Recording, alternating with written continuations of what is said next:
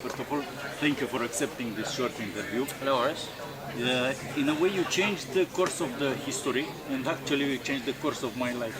Oh, really? Because it's very rare for somebody to meet one of the legends, one of the heroes from youth. Thank you. After 30 years of victories of Italian, American, British riders, you're the first Australian to win the World Championship. Yeah. And I believe that this achievement changed a lot the results in the Australian sport. Yes, it changed a lot in Australia. There was no TV, there was no, international road racing in Australia. There was no understanding of the sport. So, as I was trying to get myself into Grand Prix and be successful, I had to try and find sponsors, but I couldn't get sponsors because no one knew what the sport was and nobody knew who I was. So we set about trying to make myself more aware to the general public.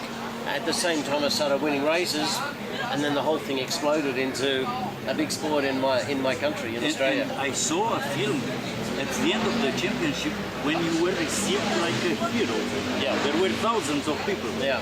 And probably it's not a coincidence that after some years, Troy Corser appeared in the sport.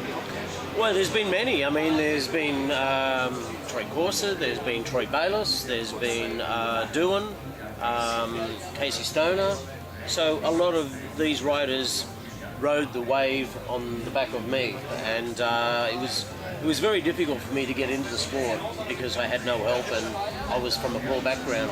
So when the momentum started, all the teams and people started looking for more Australians, and they found many more, and they rode on the back of me into the sport. So that's okay, it's good, and I'm proud of that. And we also got Phillip Island circuit.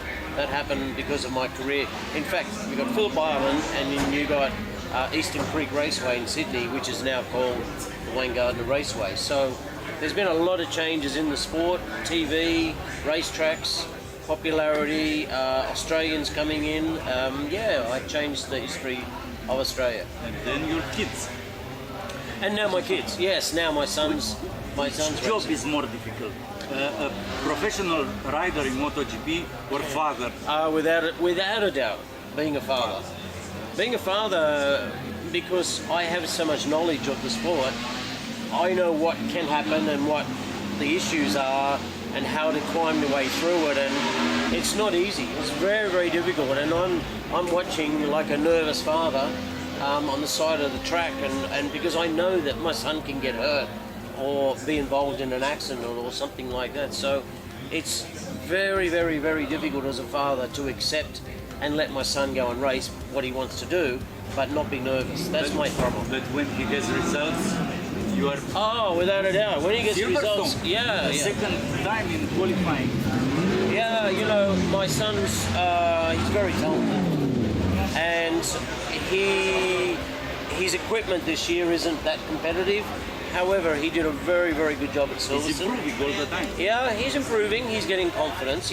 When you get to this level of the best in the world, the top 10, it's a psychological game. You reach a level where your riding level's all about the same, but then you have to have the mental approach and the psychological strength to get yourself up to the next level. And it looks like in the wet conditions, he was very fast in the wet, fastest, and in the warm-up he was second fastest. In qualifying in the dry, he was second fastest. So we were looking forward to a good result in the race, but unfortunately the race was cancelled. So, from what I know, it's the first cancelled race in the history.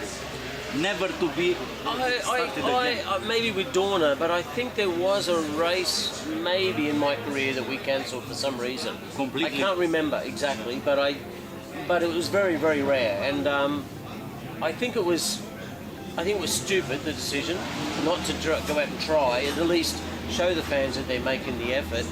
But I'm not in control, so, and unfortunately, when MotoGP don't get to ride and they cancel it, all the other classes go with it.